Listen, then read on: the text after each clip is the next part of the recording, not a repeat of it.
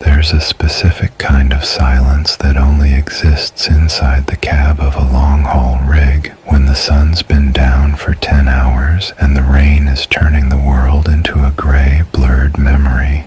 You'd think the engine would be loud enough to drown it out, but it isn't.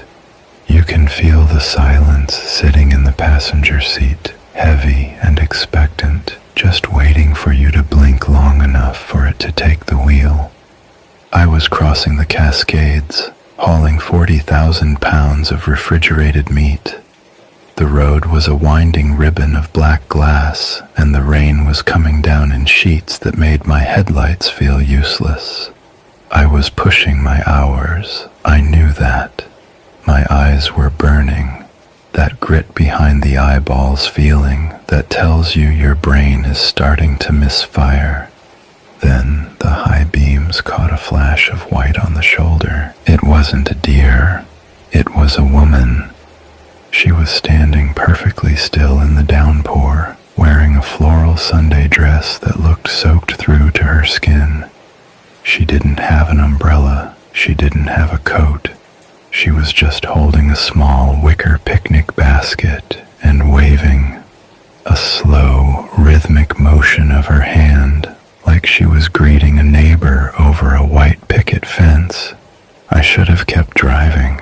Every instinct I had, every story I'd heard over the CB radio for 20 years, told me to keep my foot on the gas. But she looked so much like my own mother, small, frail, with white hair plastered to her skull by the storm. I hit the air brakes. The rig hissed and groaned as it came to a stop a few yards ahead of her.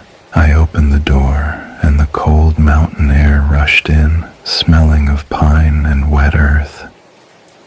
"Ma'am," I shouted over the rain, "what are you doing out here? You're gonna freeze." She didn't answer right away. She climbed up the steps with a surprising, jerky quickness, her movements like a bird's. When she sat in the passenger seat, she didn't shiver. She just set that wicker basket on her lap and smoothed out her wet dress. "I'm going to the bridge, dear," she said. Her voice was thin and high, like wind whistling through a cracked window. "Just a little further up the road. You're such a kind boy to stop for an old woman." I pulled back onto the road, my heart thumping a bit too fast.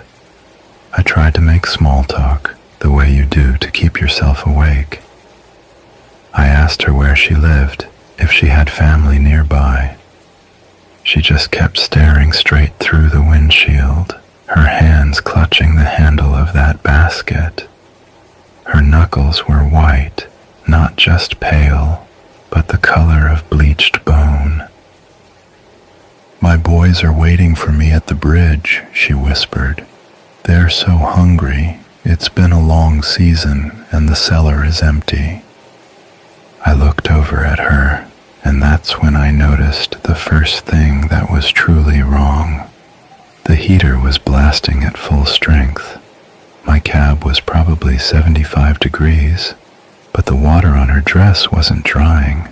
In fact, it wasn't even dripping off her. It was pulsing. The wet floral fabric seemed to be moving, shifting against her skin as if something underneath was trying to find a way out. And then there was the smell. It hit me all at once. It wasn't the smell of rain. It was the smell of a stagnant pond. It was the scent of something that had been underwater for a very, very long time. "Are you all right, ma'am?" I asked, my hand drifting toward the door handle. She turned her head to look at me. She didn't turn it like a person does. Her shoulders stayed perfectly still, but her neck twisted nearly 90 degrees with a sound like dry sticks snapping. She wasn't wearing a floral dress.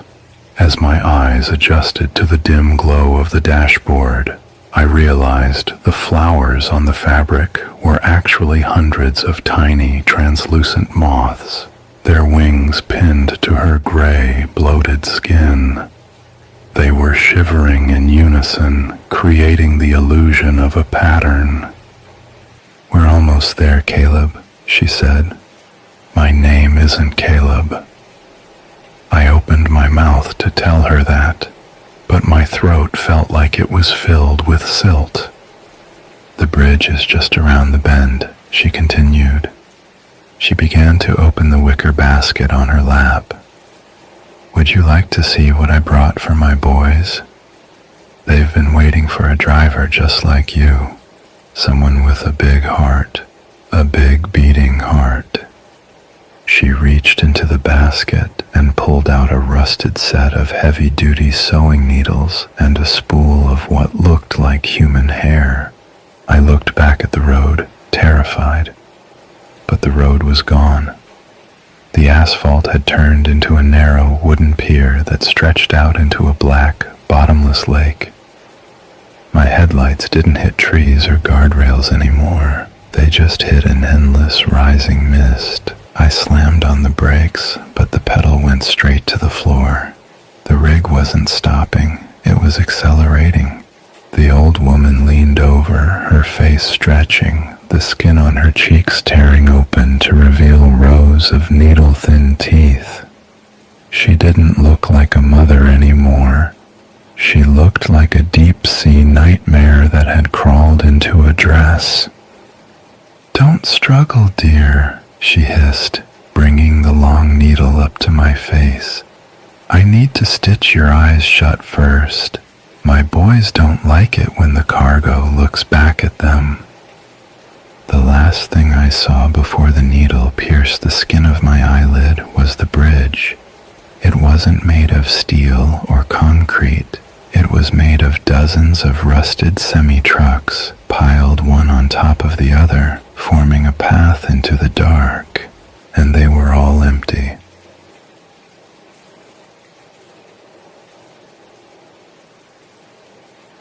There's a stretch of Interstate 80 in Nebraska that truckers call the Black Hole. It's a 60-mile span where the cell towers vanish, the GPS spins in circles, and the radio dial becomes a graveyard of white noise and static. Usually you just pop in a podcast or a CD and white-knuckle it until you see the lights of the next flying J. But last night, the static started to change. I was hauling a dry van of electronics, pushing through a thick, freezing drizzle. I had the radio on low, just for the company of the noise. When the sharp hiss of the static smoothed out, it turned into a low, rhythmic thumping, like a heavy heart beating inside the dashboard. I reached over to turn the dial, but it wouldn't budge. The digital display was stuck on 0.0 FM. That's impossible. Radios don't start at 0. Then a voice broke through. It wasn't a DJ or a weather report. It was the voice of an old woman. It was sweet, trembling, and sounded exactly like my grandmother used to sound when she was reading me a bedtime story. Warm, but with a strange, underlying coldness that made the hair on my arms stand up. "Welcome back to the long haul, Elias," she said. "My name is Elias. You're making good time tonight. Too good, perhaps. You should slow down. The bridge at mile marker 114 is feeling brittle." Pause. I let off the accelerator. My heart was hammered against my ribs. There was no way a local station knew my name. There was no way a broadcast was targeting my specific rig. I grabbed the CB mic, ready to ask if anyone else was hearing this, but the CB was dead. No hiss, no chatter, just silence. "Don't bother with the radio, dear." The old woman's voice came back, clearer now. "Nobody can hear you but me. I'm the one who keeps the records. I'm the one who counts the miles." Then I heard a sound that chilled me to the bone. It was the sound of a tea kettle whistling and the slow, rhythmic creak, creak, creak of a rocking chair. It sounded like she was sitting right there in the sleeper berth behind me. I looked in the rearview mirror. The back of the cab was dark, but for a split second, I saw the glow of a radio dial reflected in a pair of glasses. A pair of glasses that weren't mine. "I have a request tonight," she continued. "A song for a man who didn't check his brake lines in Cheyenne. A song for a man who thinks he's alone in the dark." Suddenly, the speakers didn't play music. They played the sound of a metal-on-metal collision, the screech of tearing steel, the sound of glass shattering in slow motion. And over the top of it, the old woman began to hum, a low, tuneless melody that vibrated through the steering wheel. I looked at the digital clock on the dash. It was counting backward. 3:14, 3:13, 3:12. "Do you want to see the studio, Elias?" she asked. Her voice dropped an octave, losing that grandmotherly sweetness. It became raspy, like sand being poured over wet meat. "It's just over the next rise. Look to your left. The house with the red porch light." I looked. In the middle of a barren cornfield, where there shouldn't have been anything for miles, sat a tiny, dilapidated shack. A single red bulb burned on the porch. Standing under that light was the old woman. She wasn't holding a microphone. She was holding a heavy, old-fashioned telephone handset, and the cord went straight into the ground. She was staring at my truck as I flew past at 70 miles per hour. Even at that distance, I could see her mouth moving in perfect sync with the words coming out of my speakers. "You missed your exit, Elias," she hissed.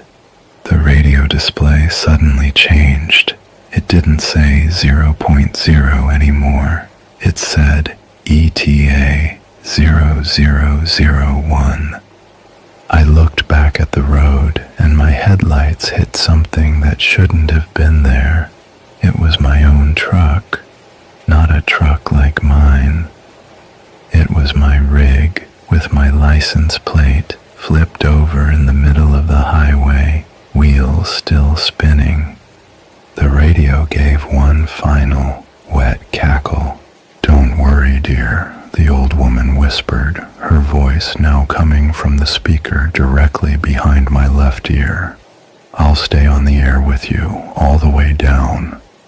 I slammed on the brakes, but the cab didn't slow. I felt the steering wheel go limp in my hands. The world began to tilt. The radio started playing the sound of my own screaming, recorded and looped over and over again.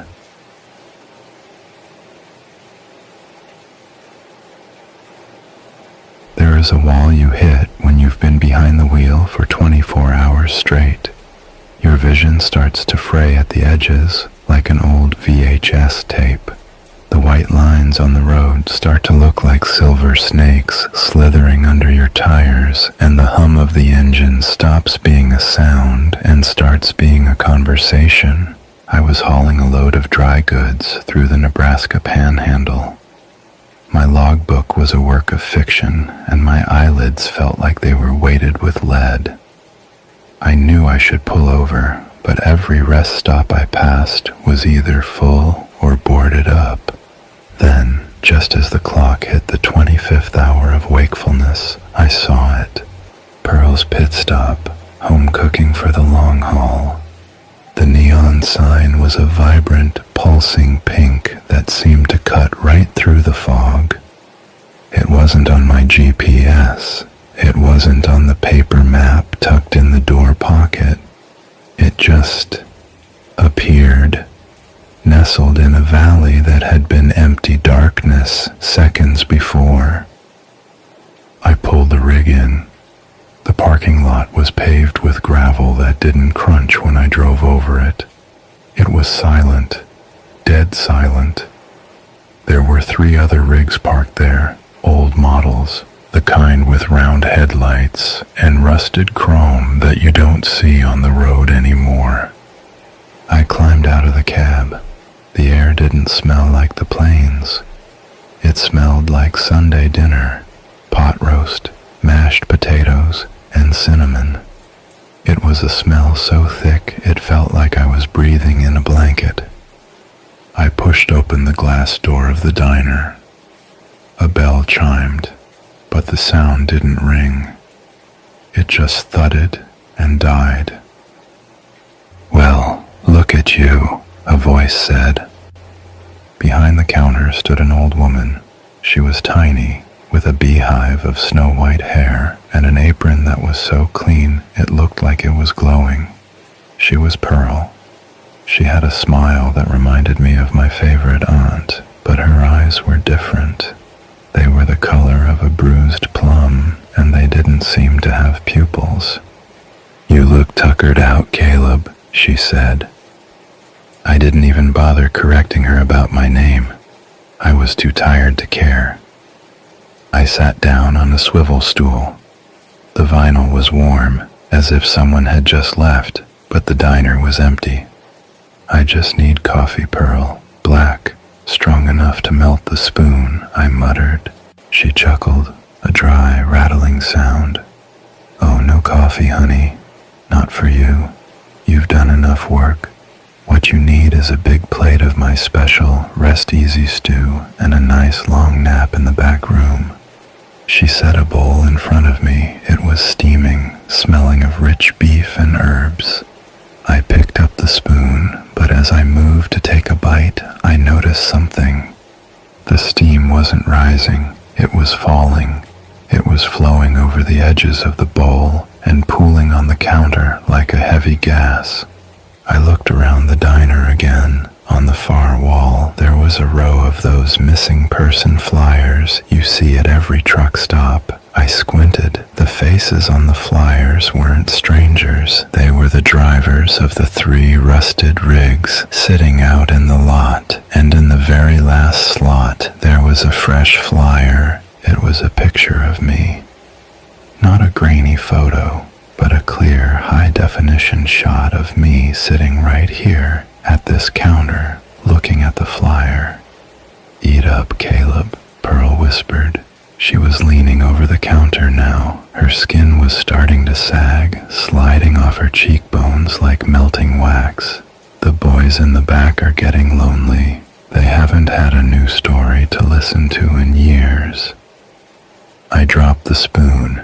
It didn't clatter. It sank into the counter as if the wood had turned into quicksand. I tried to stand up, but my legs felt like they were made of water. I looked down at my hands. They were turning gray. The color was draining out of my skin and flowing into the floorboards. Pearl reached across and took my hand. Her touch wasn't skin on skin. It felt like cold, wet paper. "You're so tired, aren't you?" she cooed. Her mouth opened, and I realized she didn't have any teeth, just rows of jagged, calcified ridges. "Just close your eyes. The road is gone. The load is delivered. You're home now." I looked toward the back of the diner, where a heavy velvet curtain hung over a doorway.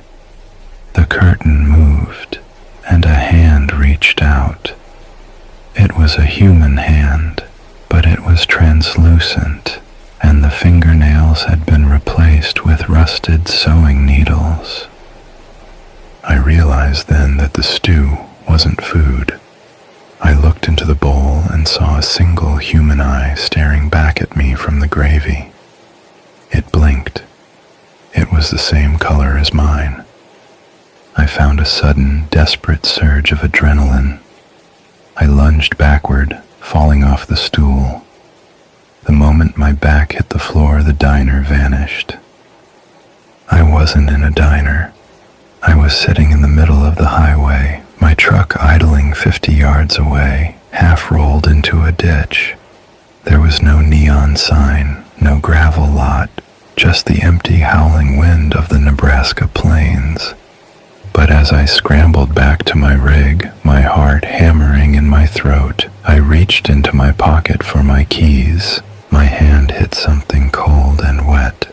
I pulled it out. It was a sprig of fresh parsley, dripping with a thick, savory brown gravy that smelled exactly like pot roast.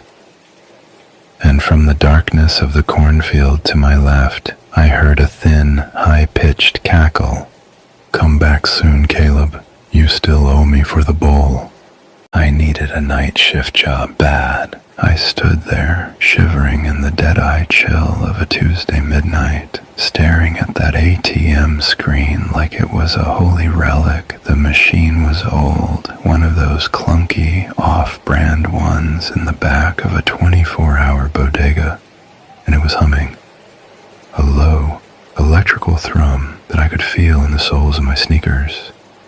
The green neon text was flickering, just a tiny bit, sending a rhythmic, nauseating pulse into the dark.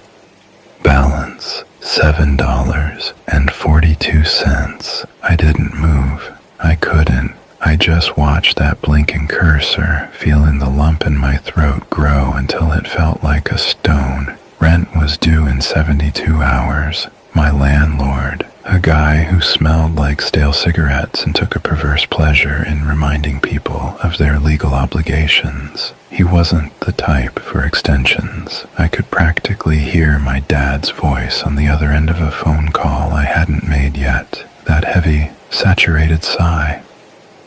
The long silence before he'd say, "Again, Leo, truly." That tone. The one that makes you feel 6 inches tall. I couldn't call him. I'd rather starve. I turned away from the machine, the bodega's bell chiming with a tinny mocking sound as I stepped back out onto the street. The campus was a ghost town. The street lamps were casting these long, distorted shadows that seemed to stretch and pull at the edges of my vision. I found myself walking toward the community board near the library, a massive, cork-covered wall layered with months of rotting paper and forgotten dreams. I was looking for anything: plasma donation, clinical trials, night shifts at the warehouse. But then I saw it. It wasn't buried under the others. It was pinned right at eye level, a fresh, crisp sheet of white paper with jagged hand-drawn black text that seemed to vibrate under the sodium light. Sitter wanted. One night only. Remote location. $500 cash. Inquire within. $500 for one night. It was an impossible number, a too-good-to-be-true number. My gut, that little voice that usually keeps me out of trouble, it gave a sharp, cold tug in my chest. But when you're down to $7, you don't listen to your gut. You silence it. You tell it to shut up so you can eat. I pulled my phone out. My fingers were so cold they felt like wooden dowels, and I dialed the number. I expected a machine. I expected a scam. Instead, it picked up on the first half ring.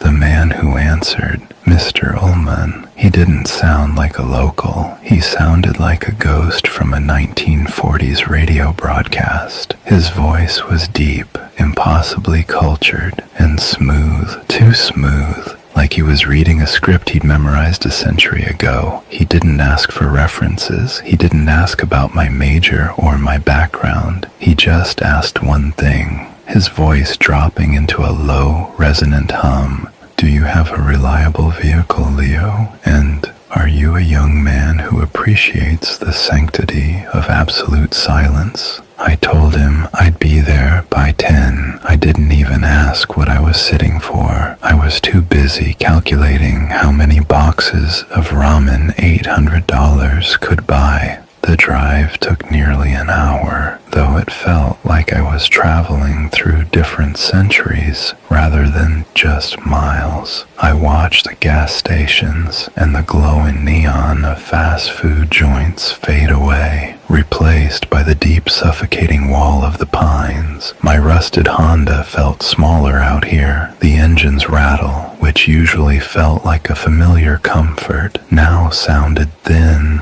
vulnerable against the immense, pressurized silence of the back roads. The GPS had given up somewhere near the county line, leaving me to follow a set of handwritten directions that seemed to lead me deeper into a place where the trees leaned over the asphalt like skeletal fingers, their branches scraping against the roof of my car with a sound like long fingernails on a chalkboard.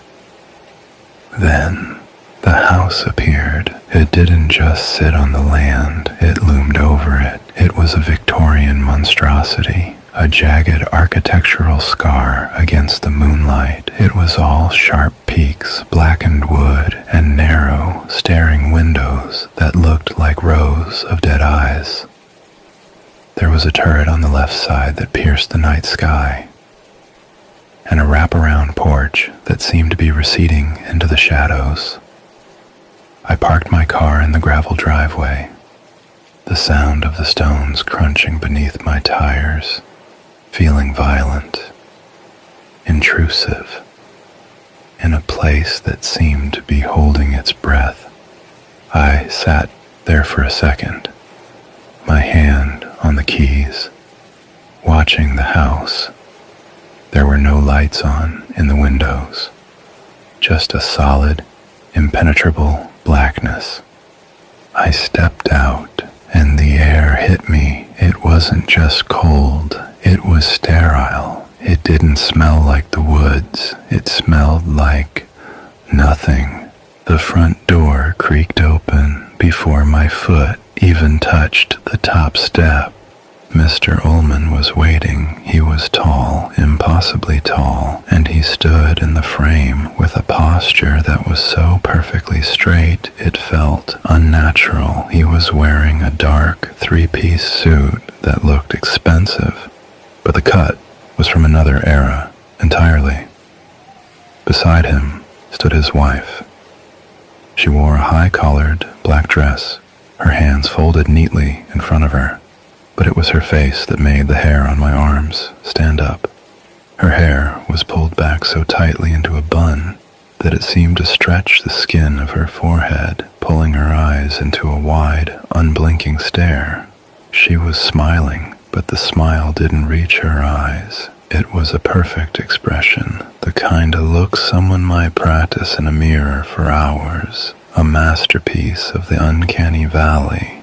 "Leo," Mr. Ullman said. His voice was a low vibration that seemed to resonate in the floorboards beneath my feet. "You are punctual, a rare trait in the modern world. Please, come into the warmth." The foyer was a museum of the bizarre. The walls were covered in heavy, dark velvet drapes that swallowed the light from the dim chandelier, and everywhere I looked there were eyes. Taxidermy heads, deer, foxes, things I couldn't quite name, stared down from the walls with glass eyes that seemed to track my every movement. The air inside was thick with the scent of beeswax, lavender, and that faint metallic tang I couldn't place, like old pennies. "So," I said, my voice sounding thin and shaky in the vast hall, "where's the kid? You mentioned a sitting job." The room went cold. Mrs. Ullman's smile didn't falter, but her head tilted just a fraction of an inch to the side, a movement that was too smooth, too mechanical. "Ah," Mr. Ullman replied, clasping his hands behind his back. "A slight adjustment of expectations, Leo. There is no child. It is my wife's mother. She resides in the attic room. She is very old and very, very unwell. She requires absolute, unbroken silence for her rest. You won't see her. You won't hear her. We simply require a presence in the house while we attend our private engagement." He reached into his pocket and pulled out an envelope. fanned it open just enough for me to see the hundreds. 500, as promised, he whispered, and another 300 for your discretion, for your silence. $800. I could pay the rent. I could buy groceries that weren't in a box. I could breathe again. I looked at the money, then at the dark, winding staircase that led up into the shadows of the second floor. Every instinct I had was screaming at me to run, to get back in the Honda and never look back. But the weight of that $7.42 in my bank account was heavier than my fear. I took the envelope. "I'll stay," I said. Mrs. Ullman's smile widened just a fraction, and for a split second I thought I saw her eyes flash with something that wasn't joy. It was hunger. Part 3. The Pulse of the House. Narration style. Heavy-limbed, disoriented, building into a breathless panic. The sound of their car fading away. It was the loneliest thing I'd ever heard. It wasn't just silence. It was a vacuum, a pressurized, heavy stillness that seemed to push against my eardrums until they throbbed with the rhythm of my own blood. I stood in the center of that foyer, clutching the envelope of cash, feeling the weight of the house settling onto my shoulders. Every floorboard I stepped on emitted a sharp, dry crack that echoed up into the dark rafters like a gunshot. I retreated to the den, sinking into the stiff leather sofa, trying to focus on my textbook, but the air in the room felt thin, as if the house were slowly breathing all the oxygen out of the space. Tick, tock, tick, tock.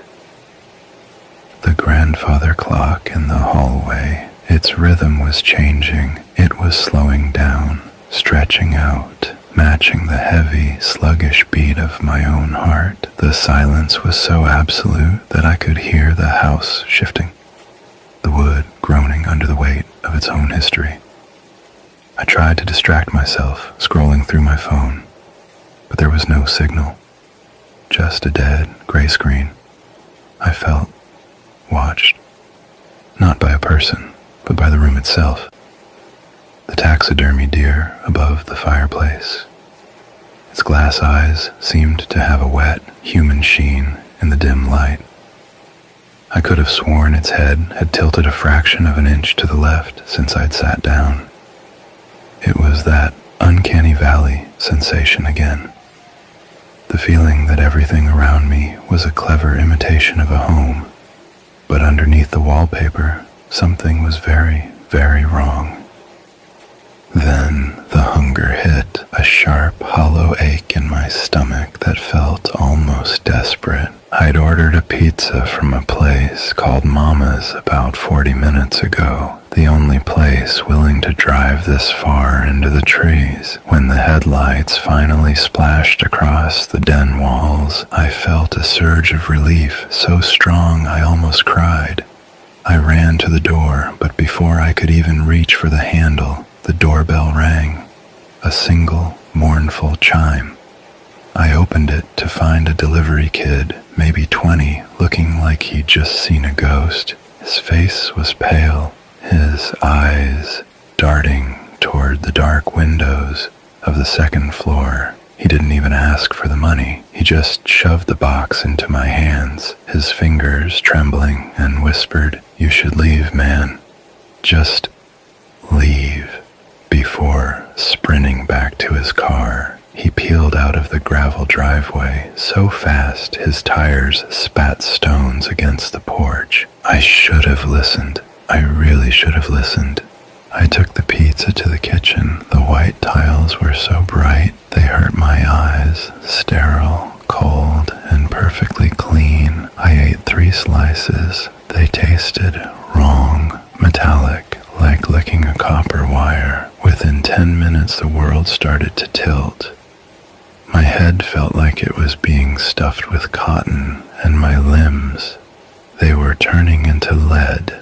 My arms felt like they weighed 100 pounds each.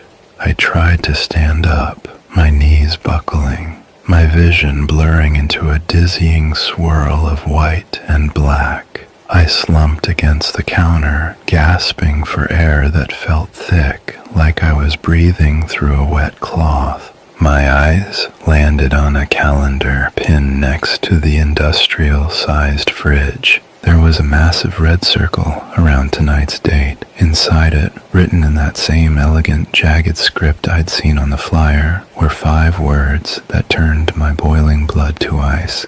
The lunar eclipse. The vessel is ready. Panic finally cut through the drug's fog, a cold spike of adrenaline that forced me to my feet. I bolted for the front door, my legs feeling like they belonged to someone else. I grabbed the brass handle and twisted with every ounce of strength I had left. Nothing. It didn't even budge. It wasn't just locked, it was sealed. I threw my shoulder against the oak. Thud. It was like hitting a mountain.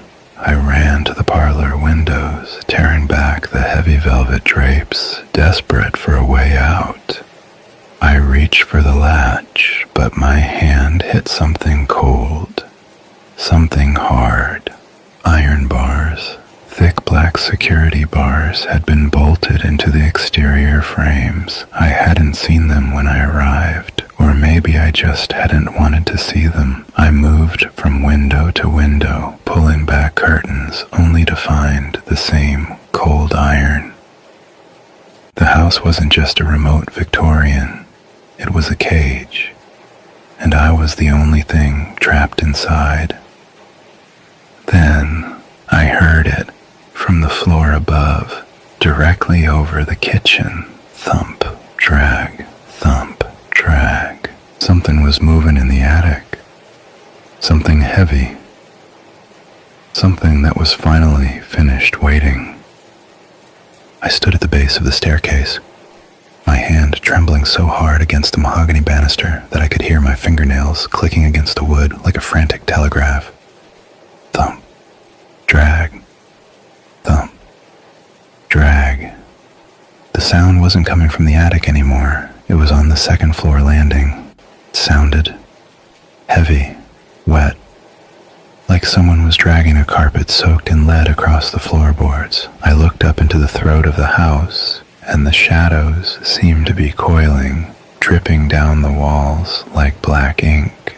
My vision was tunneling now, the edges of my sight turning into a jagged, static-filled blackness. I tried to swallow, but my throat felt like it had been lined with sandpaper. The drug, whatever they'd put in that pizza, it was stripping away my ability to think, leaving nothing but the raw, screaming instinct of a trapped animal. I had to hide. I couldn't stay in the open foyer. The taxidermy heads were watching me, their glass eyes reflecting a light that shouldn't have been there. I forced my leaden legs to move, crawling more than walking, pulling myself up the first 3 steps. The air changed as I ascended. It didn't smell like beeswax or lavender anymore. It smelled metallic, raw, like a butcher's shop, left out in the sun. And then I saw it.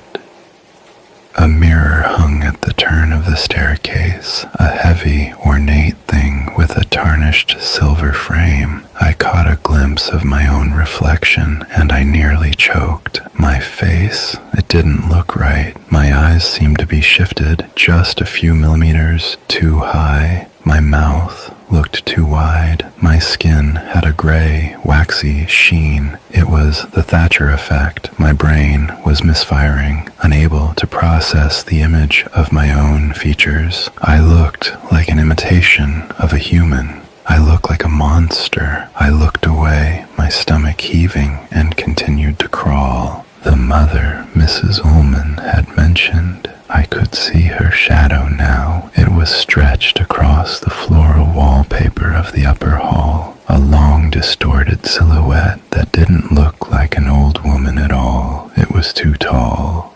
Its limbs were too long, too thin, ending in shapes that looked more like hooks than hands. It stopped at the edge of the stairs.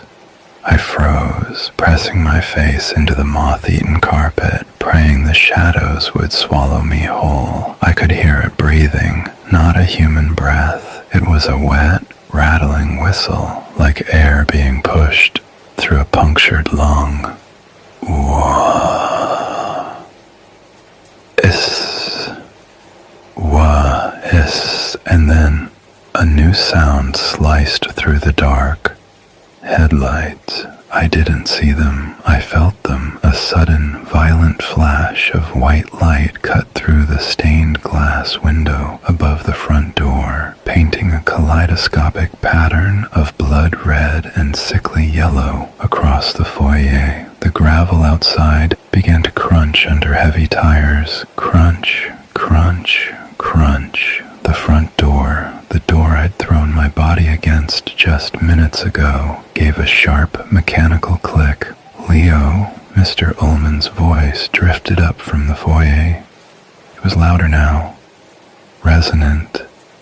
It sounded like it was coming from everywhere at once. The moon is almost gone, Leo. It's time to stop playing. It's time to fulfill your purpose.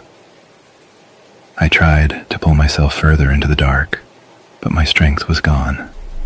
I was caught between the thing at the top of the stairs and the family waiting at the bottom. Part 5. The Throat of the House. Narration. Style. Visceral, suffocating, and punctuated by the rhythm of a panic attack.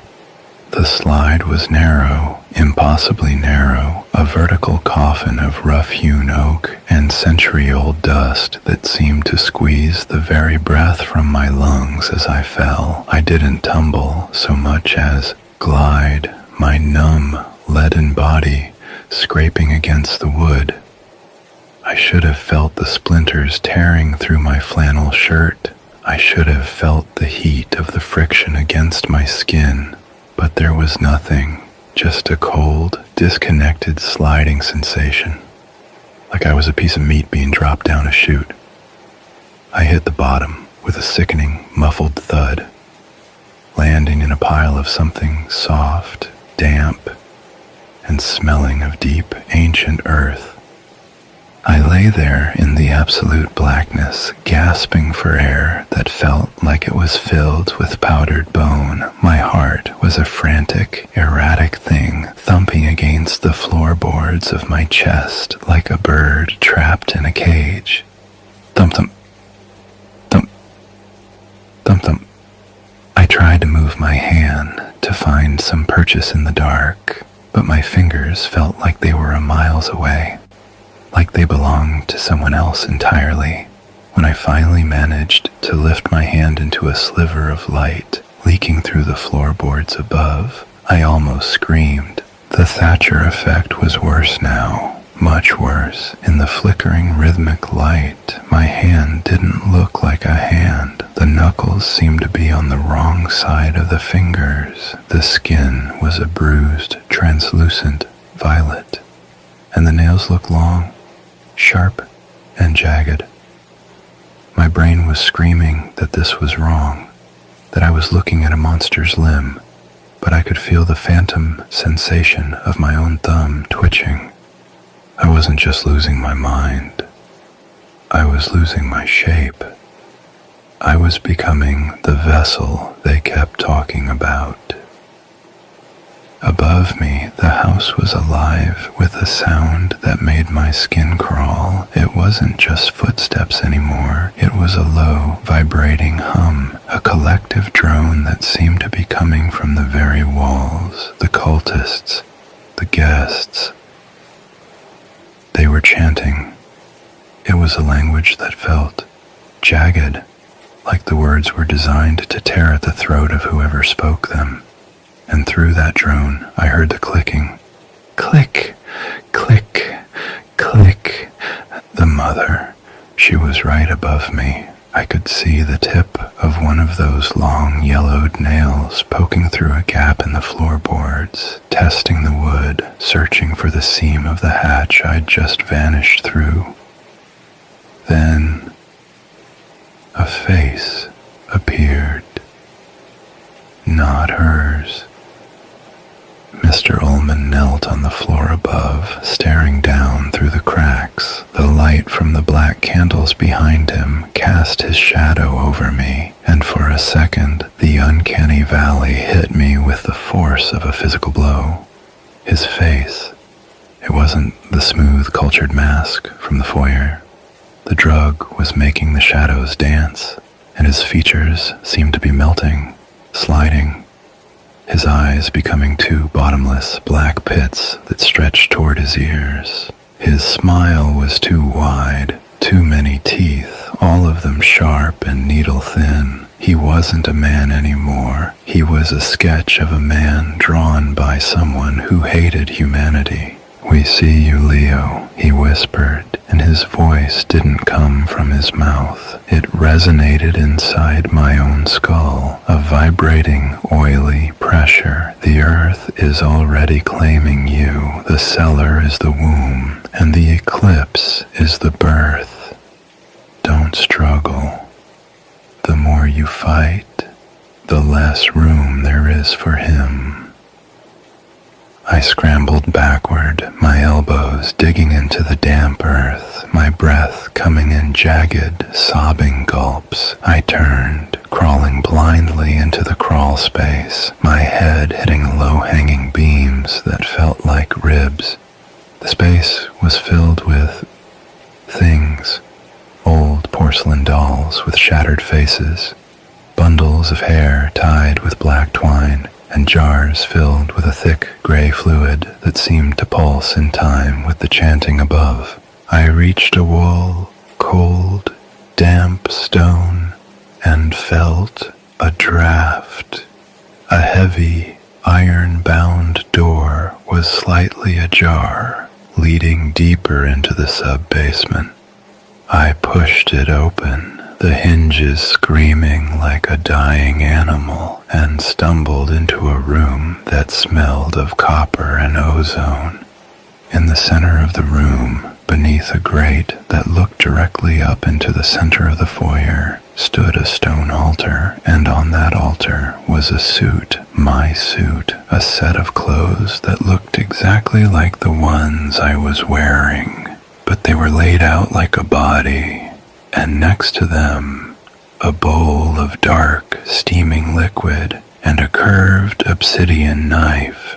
The humming above stopped. The silence that followed was so heavy, it felt like it was crushing my ribs. "The shadow has touched the heart of the moon." Mrs. Ullman's voice drifted down, cold and final. "Bring the vessel to the stone." I heard the hatch above me tear open with a violent, splintering crack. The hatch didn't just open, it was ripped from the floorboards with a violent, splintering shriek of wood on wood. A flood of sickly, flickering blue light poured down from the kitchen above, cutting through the basement's stagnant air like a blade. I didn't wait to see who or what was looking down. I turned on my stomach, my numb, leaden limbs scraping against the cold, packed earth as I dragged myself deeper into the sub-basement. The air here was different. It was heavy, wet, and carried a cloying sweetness that made my stomach churn. The smell of rotting peaches mixed with the sharp, acidic sting of formaldehyde. I crawled through a narrow stone archway, my shoulders brushing against walls that felt soft, like they were lined with damp velvet. I reached out a hand to steady myself, but instead of stone, my fingers sank into something cold and yielding. sliver of light from the grate above illuminated the wall. It wasn't velvet, it was clothes. Dozens, maybe hundreds, of jackets, flannel shirts, and hoodies were pinned to the stone, hanging like the discarded skins of insects. I reached up, my hand shaking so violently I could hear my teeth rattling, and touched a denim jacket. A wallet fell out of the pocket, hitting the dirt with a dull thud. I fanned it open with my clumsy, spider-like fingers. A student ID stared back at me, a boy, maybe 19, with a bright, easy smile and a shock of blonde hair. Caleb Miller, the card read. I looked at the next jacket, another ID, Marcus Thorne, then another. Ethan, Tyler, Sam. They were all young men. They all had that same look in their eyes, the look of someone who had seen a flyer for $500 and thought they'd found a way out of their debts. I wasn't the first sitter, and I wasn't the second. I was just the latest arrival in a long, silent line of vessels. I backed away, my head hitting a low-hanging wooden beam. Something fell from the ledge above me, landing in the dirt with a metallic clink. It was a small, silver picture frame. I picked it up, wiping away the grime with my sleeve, and looked at the photograph inside. It was the Ullmans. They were standing in front of this very house, but they looked younger, not by years, but by vitality. Their skin was glowing. Their eyes were bright, and their smiles were human. Standing between them was a young woman with long, dark hair and a face that radiated kindness. I looked closer, my breath hitching in my chest. The face. It was the same face as the mother upstairs, the same porcelain features, the same wide-set eyes, but in the photo, she wasn't a mask. She was alive. I realized then, with a soul-crushing horror, that the thing dragging its nails across the floorboards upstairs wasn't a mother at all. She was the first sitter, a girl who had come for the money and stayed to become a hollowed-out shell, a biological puppet kept alive by whatever rot lived in the foundation of this house. She wasn't an antagonist. She was a warning. Click, click, click. The sound was right behind me. I turned slowly, my heart stopping in my chest. The mother was crouching in the archway. In the dim blue light, the Thatcher effect turned her face into a landscape of nightmares. Her eyes seemed to be rotating in their sockets. Her mouth was a jagged, vertical slit that stretched from her nose to her chin. She wasn't looking at me with malice. She was looking at me with a profound, empty hunger. She tilted her head, her neck clicking with the sound of snapping dry kindling, and let out a low, vibrating whistle. Leo. The voice came from her throat, but it wasn't her voice. It was the layered, echoing drone of the cultists above. The transition is almost complete. Your skin is already beginning to feel like a stranger's, isn't it? Your memories, are they slipping? Do you remember your father's face? Or is it just a blur of gray ash? I tried to scream, but my tongue felt too large for my mouth. A thick, useless muscle that tasted of copper and earth. I scrambled backward, hitting the stone altar I'd seen earlier. The obsidian knife caught the light, gleaming with an oily, purple sheen. The robed figures began to descend the stairs now, their black silk garments hissing against the stone steps like a nest of vipers. Mr. Ullman led the way, his chest bare, his ritual scars glowing with a faint, rhythmic pulse that matched the flickering of the blue candles. He held a bowl of dark, steaming liquid, the same liquid that was currently systematically erasing who I was. "Don't fight the eclipse, Leo," he whispered, his eyes now entirely black, reflecting the void that was consuming the moon outside. The girl was a failure. She had too much spirit, too much self left inside.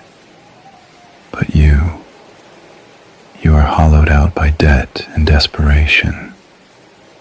You are the perfect house for a god. They surrounded the altar, their humming becoming a physical weight that pressed me down onto the cold, flat stone. I looked up through the iron grate, and the moon was gone. In its place was a blood-red ring, a devil's eye staring down into the cellar. Mr. Ullman raised the obsidian knife. Part 7, The Final Occupant. Narration style. Fading, ethereal, punctuated by gasps and the crushing weight of total psychological collapse. The stone of the altar was colder than the winter air outside, but I couldn't tell where the cold stone ended and my own skin began. I felt translucent, like a sketch of a human being that someone was slowly erasing with a heavy, smudge-filled thumb. I looked up through the iron grate, and the devil's eye moon stared back, a bleeding crimson ring that seemed to be pulsing in perfect time with the throbbing in my skull, my heart. It wasn't mine anymore. It was a heavy, mechanical hammer. Thud, thud, thud, driving the last of my humanity into the dirt floor. The robed figures closed the circle. Their humming had reached a pitch that was no longer a sound. It was a vibration that felt like it was tearing my atoms apart. I could see the shadows on the walls dancing, stretching into shapes that defied geometry. Limbs that were too long, heads that tilted at impossible angles. It was the uncanny valley of the soul. Everything about my existence, my memories of campus, the smell of my dad's old truck, the taste of that cheap pizza, it was all being compressed, flattened, turned into a thin, gray ash that was being blown away by a wind I couldn't feel. Mr. Ullman leaned over me, his face, it was a shattered landscape of shifting features. One eye was where his mouth should be. His nose was a jagged, vertical slit. His skin was the color of a bruised plum. The Thatcher effect had finally won. I couldn't recognize a human face anymore. He was just a collection of terrifying parts, moving in a horrific, synchronized dance. He held the obsidian knife above my heart, the blade reflecting the blood-red light of the eclipse. "The space is cleared," he whispered, and his voice sounded like 1,000 dead leaves skittering across a tombstone. "The debt is paid, the vessel is empty, and the guest is at the door." He didn't stab me. Not at first. He traced the tip of the blade along my collarbone, and instead of pain, I felt an opening, like a zipper being pulled down my chest.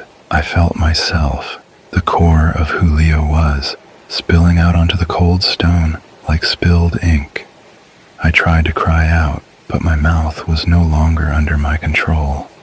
I felt my jaw unhinge, stretching, wider than a human jaw should ever go. My tongue felt like a thick, dry root, and my teeth, I could feel them sharpening, grinding against each other with a sound like breaking glass. "Look at me, Leo." Mrs. Ullman's voice drifted in, but she was standing behind me. I could feel her cold, skeletal fingers tracing the outline of my eyes. Don't look at the knife. Look at the moon. See the eye? It's looking for its new home. It's looking for a place to rest its weary, ancient sight. The mother, the porcelain-faced puppet, crawled onto the edge of the altar. She leaned over me, her mask-like face inches from mine. For a second, her black hollow eyes met mine, and I saw a flash of the girl from the photograph. She wasn't screaming. She was waiting for someone else to join her in the gallery of the hallowed. She tilted her head, click, and a single black tear fell from her eye, landing on my cheek. It felt like liquid fire. Mr. Ullman raised the knife for the final strike. "Now," he growled, the word vibrating through the stone and into my spine. The blade came down, not into my heart, but into the center of my forehead. I didn't die. I expanded. The world turned blood red. I felt a presence, something vast, something ancient, something that smelled of the beginning of the world and the end of time, pushing its way into the space where Leo used to be. It was like a hand sliding into a glove that was far too small. I felt my ribs crack as they moved to accommodate the new weight. I felt my eyes roll back into my head, and suddenly I wasn't looking through my eyes anymore. I was looking through the red ring of the moon. I saw the house from above. I saw the Ullmans kneeling around my body, their faces turned upward in ecstatic terror. I saw the mother collapse into a heap of discarded silk and porcelain, and then I felt the hand, the entity, the guest. It took hold of my vocal cords. My mouth opened and a sound came out that wasn't a scream. It was a roar that shook the very foundation of the house. It was a name that made the black candles blow out and the iron bars on the windows rattle in their frames. Silence fell. The eclipse passed. The shadow slid off the moon, leaving it pale and indifferent once again. I stood up. My limbs felt different, longer, stronger. I looked down at the altar. There was a body there, a boy in a flannel shirt with a pale, empty face. He looked like someone I might have known once. A boy named Leo, who had $7.42 in his bank account. I stepped off the altar, my bare feet hitting the dirt with a heavy, purposeful thud. Mr. Ullman looked up at me. He wasn't smiling anymore. He was trembling. He pressed his forehead into the dirt, his voice shaking with a terrifying, primal awe. "Master," he whispered. I didn't answer. I didn't need to. I walked toward the stairs, my new eyes adjusting to the dark. I didn't care about the rent. I didn't care about the disappointment in my father's voice. I just wanted to see what the rest of the world looked like through the eyes of a god. There is a specific kind of madness that only exists on the interstate after 3 a.m. It's a quiet, rhythmic insanity that starts in the base of your skull and slowly works its way down your spine until your hands on the steering wheel don't feel like your hands anymore. They feel like tools, mechanical appendages attached to a machine that is hurtling through a dark, indifferent void. I had been in that state for 6 hours. The road was no longer a path. It was a loop, a glitching animation of black asphalt, white lines, and the occasional green reflective sign that blurred past like a ghost. I was somewhere in the middle of the country, in that vast empty space where the map becomes a suggestion and the cell service dies, a slow, agonizing death. My world had shrunk to the size of my cabin. The dashboard lights, a dim, sickly amber, were the only sun I knew. They cast a pale glow over the empty passenger seat, where a layer of dust had settled over a crumpled map I no longer knew how to read. I was driving away from the fire. That was the only thing I knew for certain. Every mile I put between myself and that scorched plot of land in Ohio felt like a victory, but it was a hollow one. You can outrun a person, and you can outrun a law, but you can't outrun a smell. The scent of charred pine and melted plastic was baked into the fabric of my seats. It was in my hair. It was in the back of my throat, a metallic tang that tasted like failure. I had the windows down, letting the freezing plains air whip through the cabin, hoping the wind would scour the memory out of me. But the wind just roared, a mindless, hungry sound that seemed to mock the tiny engine of my sedan. I was reaching the limit. My eyes were playing tricks on me. The white lines weren't just lines anymore. They were teeth, snapping at the tires. The shadows of the overpasses looked like giant, thin-limbed creatures crouching over the road, waiting for me to pass beneath them so they could drop onto the roof. The exhaustion was a physical weight, a leaden blanket draped over my shoulders. I needed to sleep, but the thought of closing my eyes felt like a death sentence. In the dark, behind my eyelids, the fire was always waiting.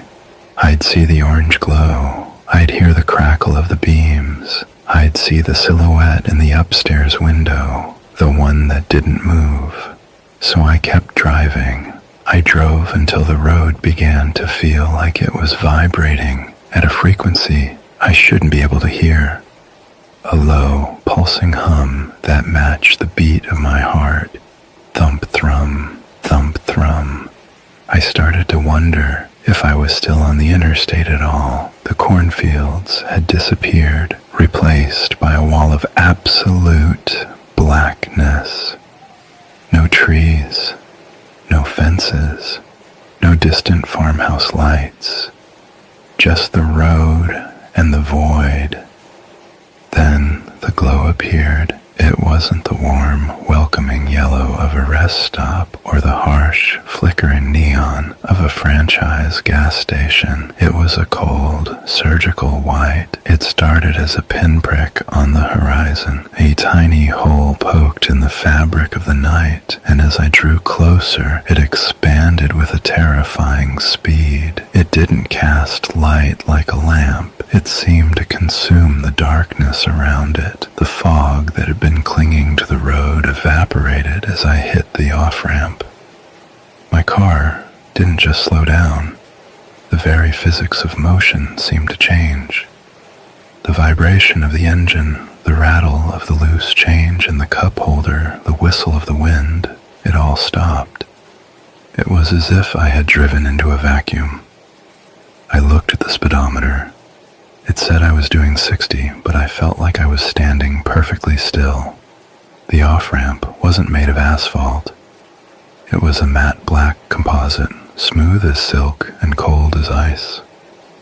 I pulled into the lot, and the sheer scale of the place hit me. It was a cathedral of light. The canopy over the pumps was a vast, white plane of seamless steel, glowing from within. There were no lights hanging from it. The metal itself was the light. Beneath it sat the pumps, silver monoliths that looked like they had been carved from a single block of mercury. There were no hoses, no screens, no credit card slots, just pillars of perfection standing in a row like silent sentinels. I brought the car to a halt at pump 4. When I turned the key, the engine didn't sputter or cough. It simply ceased to exist. The silence that followed was heavy. It was a pressurized silence that made my ears pop and my head swim. I sat there for a long minute, my hands still gripping the wheel, staring at the store. The building was a box of glass and white light. It was so clean, it looked like a 3D model that hadn't been finished yet. No dirt, no scuffs, no signs of the world's friction. There was no brand name on the sign, no Shell, no Exxon, no Circle K. Just a single word, written in a font that felt too modern, too sharp, too deliberate. Station. I opened the door, and the air that rushed in didn't smell like the Nebraska plains. It didn't smell like the cold or the earth. It smelled like nothing. It was the scent of a clean room, of a laboratory, of a place where life was not allowed to leave a mark. I stepped out onto the matte black pavement. My boots made no sound. I looked down, expecting to see my shadow stretched out behind me by the glare of the canopy, but there was nothing. The light was coming from the ground. It was coming from the air. It was coming from the very molecules of the station. I was standing in a world without shadows, and for the first time in 6 years, I felt the fire in my chest start to go cold. The glass doors didn't slide open with the mechanical groan of a sensor-driven motor. They didn't swing on hinges. As I approached, the very substance of the glass seemed to vibrate, becoming a shimmering veil before simply parting. It was like stepping through a wall of cold water that didn't leave me wet. I crossed the threshold, and the transition was total. The air inside the station was pressurized, a heavy, sterile weight that pressed against my eardrums until they popped with a sharp, crystalline click. The temperature was a constant, indifferent 68 degrees. It wasn't cool. It was a total absence of thermal character. The interior was a cathedral of consumerism, stripped of its soul. The aisles were long, impossibly long. From the outside, the building looked like a standard convenience store, maybe 3,000 square feet. But inside, the rows of white shelving stretched back into a perspective that felt fraudulent. The floor was a grid of white tiles, so polished I could see my own terrified face looking back at me from beneath my boots. And the light, God, the light, it was everywhere. It didn't come from fixtures. The very air seemed to be phosphorescent, casting no shadows, leaving no corner for a secret to hide. It was a place where everything was visible, yet nothing felt real. I walked down aisle 1. The sign above it was a simple white board with a single word in black. Essentials. I expected bread, milk, maybe some motor oil. What I found was a nightmare of branding. Row after row of matte gray bags sat on the shelves, each one aligned to the millimeter. The labels were a flat, clinical font, crunch. I reached out, my hand trembling, and picked one up. It had no weight. It felt like I was holding a vacuum wrapped in plastic. There was no rustle of chips, no shifting of contents. When I squeezed it, the material didn't crinkle. It felt like soft, warm skin. I turned it over. There were no ingredients, no nutritional facts, just a single sentence on the back. For the hunger that remains when the body is forgotten. I put it back, my heart hammering against my ribs. My touch had left a faint smudge on the pristine gray bag, and as I watched, the material seemed to heal itself, the smudge fading away until the bag was perfect once again. I moved to the next section, stillness. This aisle was lined with glass bottles filled with a clear liquid. The labels didn't say water. They said still. I took a bottle from the shelf, and the coldness of the glass was so intense it felt like a burn. I looked at the liquid inside. It didn't move. I shook the bottle harder and harder, but the fluid remained a solid, unmoving block of clarity. It wasn't frozen, it was just still. I looked at my reflection in the glass of the refrigerator door behind the bottles. I froze. The man looking back at me wasn't the haggard, broken traveler who had been driving for 6 hours. He didn't have the gray in his beard or the deep, hollow lines of grief around his eyes. He was 24. He was wearing the flannel shirt I had lost in the fire. He looked happy. He looked like he still believed the world was a safe place.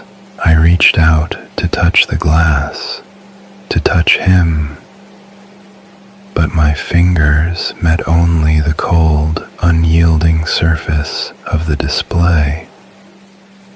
The reflection is always the hardest part to stalk, a voice said. I spun around so fast I nearly knocked over a display of silver cans labeled fuel. Behind the counter stood a man who didn't belong in any world I knew. He was tall, impossibly, terrifyingly tall. His head was less than an inch from the ceiling, and his limbs were long and tapering, ending in fingers that looked like they had too many knuckles. He was wearing a suit of charcoal gray that seemed to absorb the ambient light of the store, making him look like a silhouette cut out of a photograph. His face was a masterpiece of the uncanny valley. His skin was too smooth, his eyes too symmetrical, his smile a fraction of a second too slow. He didn't look at me. He was using a pair of silver tweezers to adjust a single pack of gum on a tray. I just needed coffee, I stammered. My voice sounded small and ragged in that vast, silent hall. The man finally looked up. His eyes weren't eyes. They were two polished mirrors reflecting the endless aisles behind me. Coffee is for those who wish to wake up, Marcus, he said. His voice was a smooth, melodic drone that seemed to bypass my ears and resonate directly in my brain. But no one comes to the station to wake up. They come here because they are finally ready to sleep. He knew my name. The realization hit me like a physical blow. How do you know who I am? The clerk leaned forward, his long torso folding like a carpenter's rule. I am the inventory manager, Marcus, and you have been part of the incoming ledger for a very long time. 6 years, 3 months, and 12 days to be precise. Ever since the night the orange light turned your world to ash. He reached under the counter and pulled out a small crystal vial. It was empty, yet it seemed to have a gravitational pull, a weight that made the air around it warp. You've been driving across the country trying to find a road that doesn't lead back to the fire, but the road is a circle, Marcus, and every circle leads back here to the symmetry, to the stillness. I backed away, hitting the shelf of still bottles. They didn't rattle. They didn't fall. They remained perfectly, terrifyingly aligned. I want to leave, I whispered. The clerk's smile grew, revealing teeth that were far too numerous and far too white. Of course you do, but where would you go? Back to the interstate, back to the smell of the smoke and the sound of your brother's voice calling from the second floor? You can't leave the station, Marcus, because you brought the station with you. I'm just the one who helps you unpack. The crystal vial sat on the white marble counter like a trap. It was small, no larger than a finger, but it seemed to hold the density of a collapsed star. I stared into it, and for a moment, the sterile white light of the station vanished. I wasn't standing in a convenience store anymore. I was back on the sidewalk in Ohio. I could feel the heat on my face, a blistering, angry roar that made the skin of my forehead tighten. I could smell the melting shingles. I could hear the windows shattering, a sound like diamonds hitting concrete. And there, in the center of the vial's glass, was the window, the second-floor bedroom. I saw the curtain catch fire, a sudden bloom of orange, and for a split second, I saw a hand press against the glass. A small hand, my brother.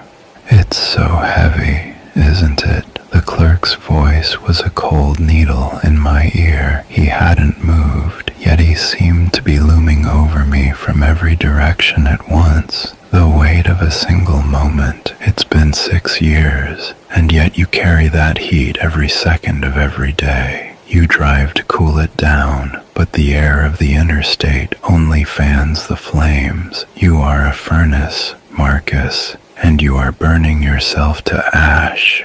I looked up at him, my eyes stinging. "You can take it away, truly." "I don't just take it," the clerk whispered, his mirror eyes shimmering with a dull, silver hunger. "I refine it, I align it, I give it a place on a shelf where it can be beautiful, where it can be still, where it can never hurt you again. In the world outside, memories are jagged things. They cut, but here, they are geometry, they are inventory, they are perfect." He pushed the vial toward me. It slid across the marble without a sound. "Just uncork the glass, Marcus. Think of the fire, think of the heat, think of the hand on the window, and let it go. Give it to the station." My fingers touched the glass. It was cold, so cold it felt like it was drinking the warmth from my blood. I looked back at the doors, at the white void where the road used to be. I realized then that there was no back. There was no car waiting for me. There was no highway. There was only the choice between the fire and the stillness. And I was so tired of the fire. I pulled the cork. There was no sound, no dramatic rush of wind, just a sudden sharp scent of wood smoke that filled the room, followed by a terrifying, absolute silence. I felt a tugging behind my eyes, a sensation like a thread being pulled from a piece of silk. I saw it leave me, a thin, coiling mist of deep, bruised orange. It poured out of my mouth, out of my tear ducts, out of the pores of my skin. It was the color of the sunset through a house fire. It was the sound of the sirens I had tried to ignore. It was the what if that had been my only companion for 1,000 nights. I watched it spiral into the vial. The glass began to glow, a pulsing, rhythmic orange that illuminated the clerk's pale, poreless face. He watched the mist with an expression of pure, religious ecstasy. As the last of the smoke left my body, I felt a sensation I hadn't known in years. I felt light, but it wasn't the lightness of relief. It was the lightness of an empty box. I looked down at my hands. They were pale. The scars I'd gotten from the heat of that night were fading, smoothing over into the same perfect, vellum-like skin as the clerk. I tried to remember my brother's name. I knew I had one. I knew there was a boy in a window. But the image was gone. I could remember the fact of the fire, but I couldn't feel the heat. It was like reading a sentence in a book I didn't care about. The boy was just a shape. The fire was just a color. "Transaction complete," the clerk said. He picked up the vial, which was now a solid, glowing amber. He turned it over, checking the alignment, and then walked to aisle 9. I followed him, my movements becoming fluid, mechanical. I didn't feel the floor beneath my feet. I didn't feel the air in my lungs. I watched as he placed the vial on a shelf between a silver tin labeled neglect and a matte black box labeled cowardice. He moved it a fraction of an inch to the left, then a hair to the right, until it was perfectly centered. "Where do I go now?" I asked. My voice didn't sound like mine anymore. It sounded like the hum of the neon lights. It sounded like the pressurized air. The clerk turned to me. He wasn't a predator anymore. He was a supervisor. "You are home, Marcus. You are the newest addition to the collection. Aisle 9, Section B. Your label is the unanswered cry. It's a premium grade. Very high energy." I looked at the shelf. There was an empty space, exactly my width, exactly my height. I walked toward it. It felt right. It felt inevitable. I stepped onto the ledge, turning my back to the wall, facing the endless, symmetrical aisles of the station. My body began to stiffen. I felt the matte black pavement's texture spreading up my legs, turning my skin into the same weightless, silent material as the crunch bags. My eyes fixed on a point on the opposite wall. A single, glowing tile. I felt my thoughts begin to align. My memories, my fears, my very name. They were all being processed, categorized, and filed away into the white light. I wasn't a man anymore. I was a product. I was a proof of concept. I was part of the perfection. The clerk walked back to the counter and began to polish the marble with a white silk cloth. He didn't look back at me. He didn't need to. I was where I belonged. Suddenly, the silence was broken. Cling. The silver chime of the front door. I couldn't move my head, but I could see the reflection in the glass of the refrigerator across from me. A pair of headlights cut through the white void outside. A car, exhausted, dirty, and smelling of the real world, pulled up to pump 4. A woman stepped out. She looked like she hadn't slept in days.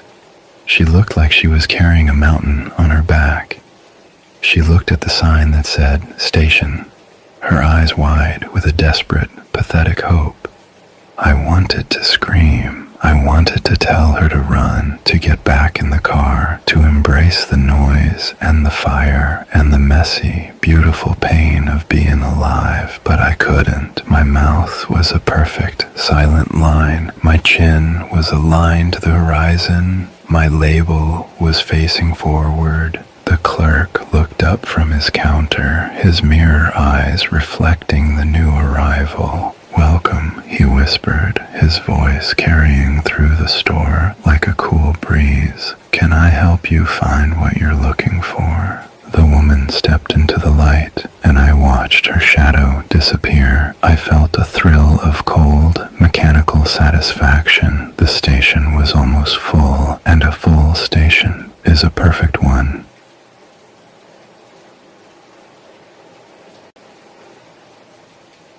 The interstate is a messy, inefficient thing.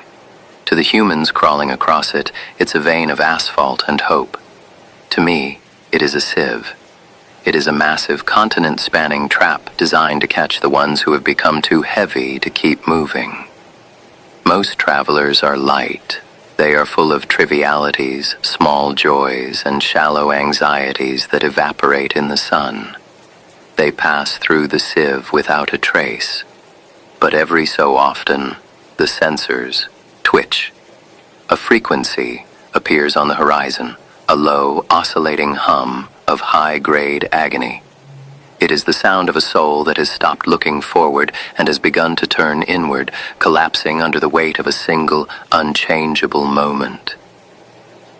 Tonight, the hum was exquisite. I felt him 50 miles away. Marcus, a name that will soon be a serial number.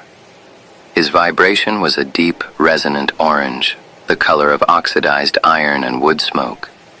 It was a fire frequency, one of the most stable and energy-rich traumas we can harvest. I watched his progress on the primary monitors, his tiny sedan a flickering spark against the velvet black of the Nebraska void. He was driving at 80 miles per hour, but in the geography that matters, he was standing perfectly still. He was trapped in the loop of 6 years ago, and the harder he pressed the accelerator, the deeper he sank into our territory. People think the station is a building. It isn't. It is a localized rupture in the fabric of their real. We don't build it. We manifest it where the noise of a traveler reaches its peak. When Marcus hit the psychological breaking point, when his exhaustion finally stripped away his defenses, I reached out and pulled the exit ramp toward him. The transition is my favorite part. I watched as his reality began to fray. I tuned the atmosphere to total zero, stripping the sound of the wind and the smell of the earth from his senses. To Marcus, it felt like a malfunction of physics. To me, it was simply clearing the workspace. You cannot perform a clean harvest in a room full of static. I replaced the asphalt with our matte black composite, a non-reflective sound-dampening substrate that prepares the subject for the stillness. When he pulled up to pump 4, I began the initialization. I don't need to charge him for gas. His presence alone was refueling the canopy's light.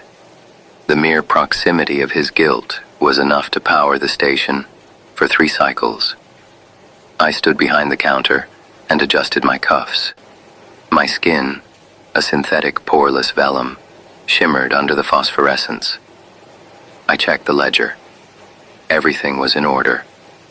Aisle 9 was empty, the shelf was dusted, the vacuum was primed. I heard his car door close, a muffled, pathetic sound in the pressurized silence I had created. He was stepping out of his life and into my inventory. He didn't know it yet, but he had already stopped being a person. He was now a prospect, and by the time the sun didn't rise, he would be a product. I picked up my tweezers and adjusted a pack of gum. 1 millimeter. Symmetry is the only law here, and Marcus was about to become very, very symmetrical. The doors parted, and the noise entered. Humans are incredibly loud even when they are silent. They are walking, breathing storms of biological failure. As Marcus crossed the threshold, he brought a cacophony with him. The frantic, uneven thumping of a heart pushed to its limit. The wet, ragged sound of lungs struggling against the pressurized purity of my air, and that persistent, rotting scent of charred pine that clung to his psyche, like a parasite. To him, the station was a sanctuary of light. To me, he was a smudge on a clean lens. He was a disorganized pile of data that needed to be pruned, polished, and filed. I watched him from the periphery, my movements so precise, they appeared motionless. I let him wander. A cornered animal needs to feel like it's found a burrow before you can truly study it. I watched him drift down aisle 1. It is always a fascinating study in primitive psychology to see them interact with the inventory. They look for brands, familiar, colorful anchors to ground them in a reality that has already abandoned them. They crave the familiar lie of corporate comfort. He stopped at a shelf of crunch. I watched his thumb press into the synthetic matte gray membrane of the bag.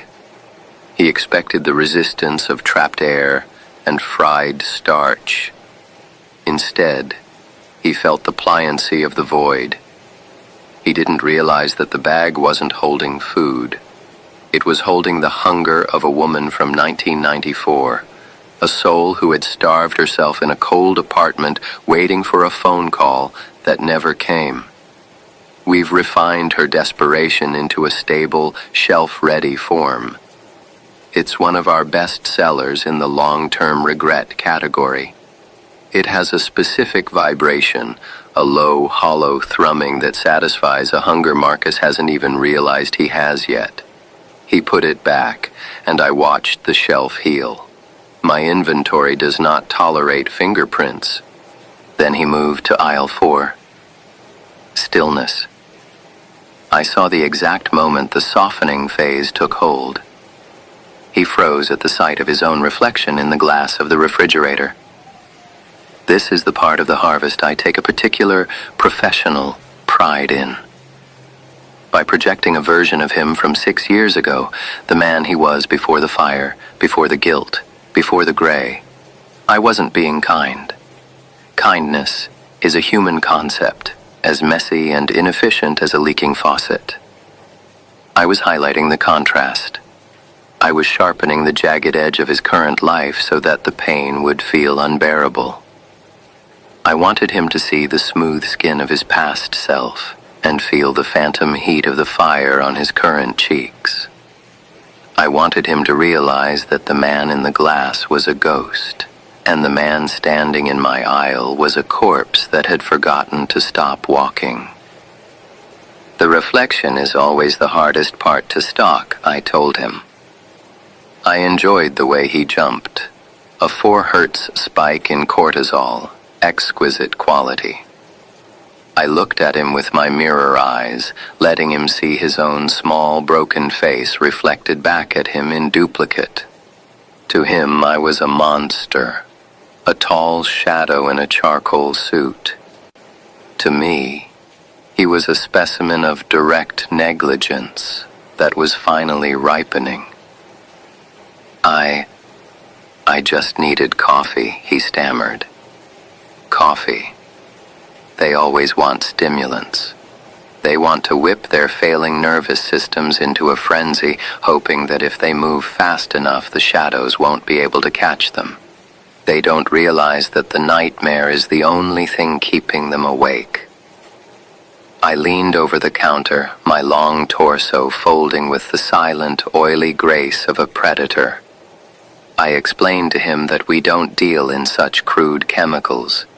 We offer a much more permanent solution to exhaustion.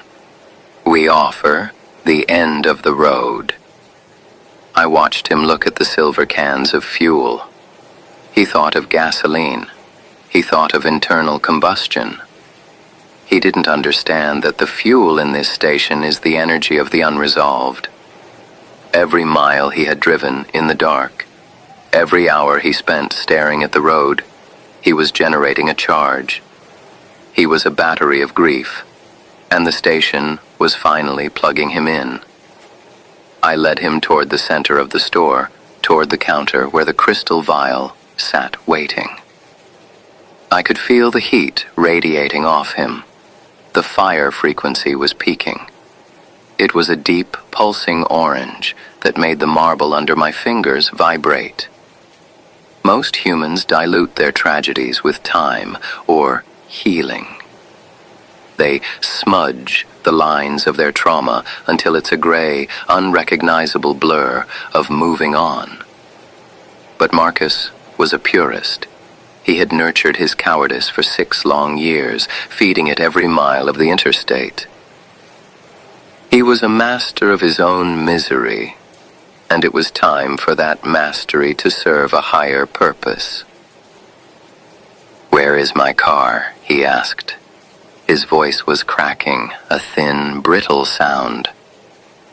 "The vehicle was a vessel for the journey," I said, my voice a melodic drone that bypassed his ears and resonated in his very bones. "But journeys must conclude, Marcus. You didn't come here for gas. You came here because you're tired of the noise. You came here because you want the symmetry to take you." I reached for the vial. This is the delicate part of the logistics, the consent protocol. I cannot simply reach into his chest and pull the fire out. It must be offered. It must be a trade. I had to wait for the moment when the noise of his memories became louder than his instinct to survive. I had to wait for him to realize that the white horizon outside the glass was the only home he had left. I watched his hands. They were shaking, a rhythmic, beautiful tremor that signaled the imminent collapse of his resolve. He was almost ready. He was almost perfect. The crystal vial sat on the white marble counter, a tiny, transparent vacuum waiting for its purpose. To Marcus, it was a terrifying choice. To me, it was simply an open ledger. I watched his eyes track the light as it caught the rim of the glass. I could see the reflection of his own indecision flickering in his pupils, a frantic, high-frequency oscillation that sent ripples through the station's atmosphere. He was vibrating with the energy of 6 years of repressed agony. It was a beautiful, unstable charge. If a memory is a jagged piece of glass, then Marcus was a man who had been swallowing shards for half a decade. I could hear them rattling inside him. I could smell the metallic tang of his internal bleeding. "Transaction almost complete," I whispered, though I kept my lips perfectly still. I didn't need to speak to him with sound. I was speaking to the friction in his soul. He reached out.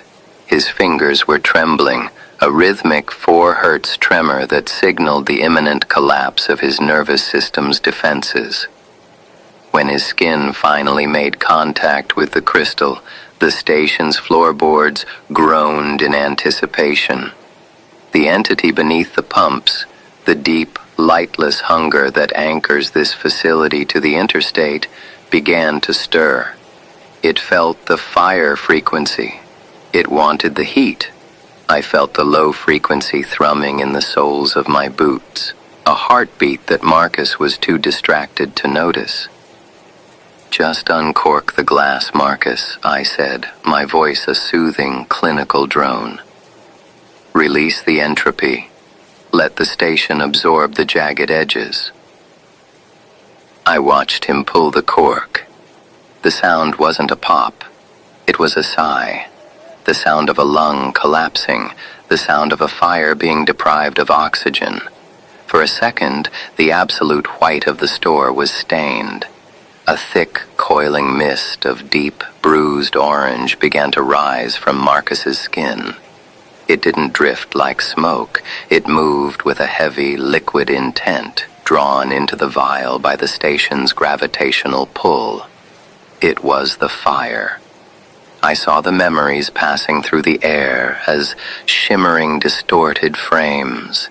The orange glow against the midnight siding, the sound of the roof timber snapping like a bone, the silhouette of a small hand against a second-floor window.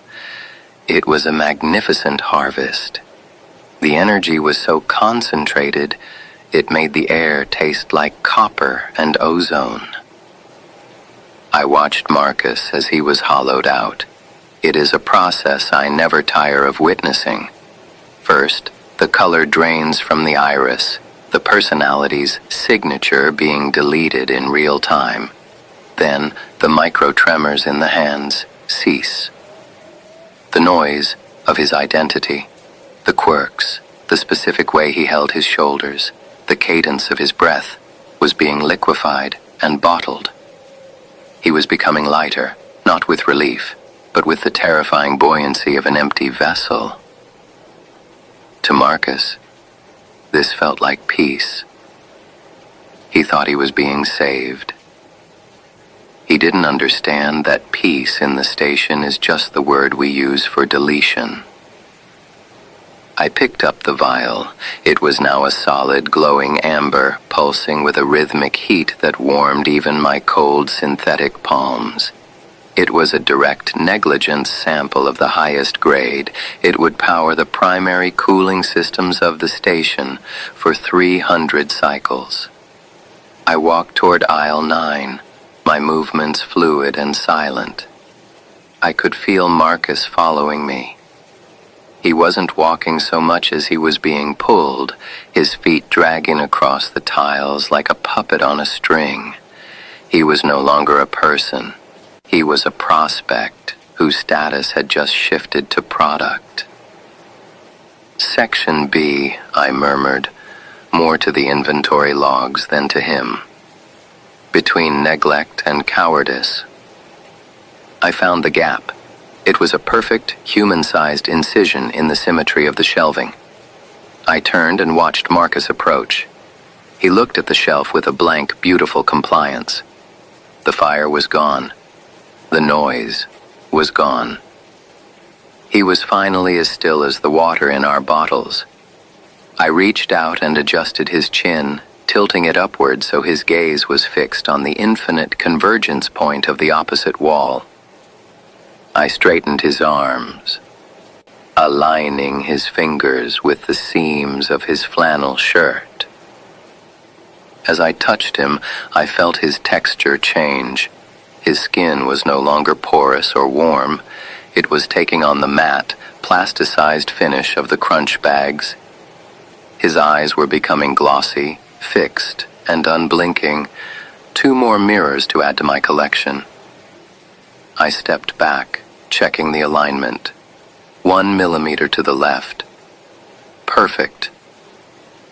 "You are home, Marcus," I said, though he no longer had the ears to hear me. "You are the newest addition to the collection. Label, The Unanswered Cry. Premium grade. Aisle 9, Section B." I walked back to the counter. There was a smudge on the marble, a tiny, pathetic drop of sweat Marcus had left behind during the transaction. I pulled a white silk cloth from my pocket and polished the stone until it was a perfect, unblemished void. I checked the clock. 4:44 a.m. The cycle was complete. The station was balanced. But the road never sleeps. The silver chime of the front door rang, a thin, crystalline sound that tasted like copper. I didn't need to look at the monitors to know the frequency. A woman.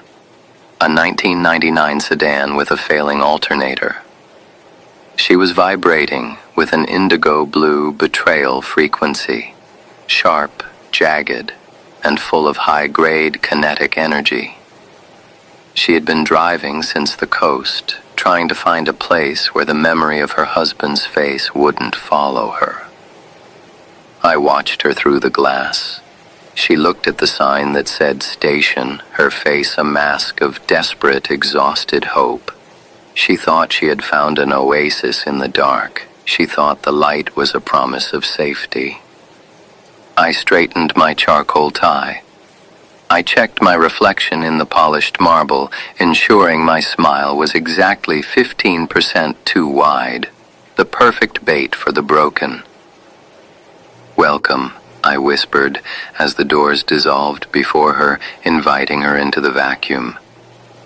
"Can I help you find what you're looking for?" The station was almost full, and a full station is a perfect one.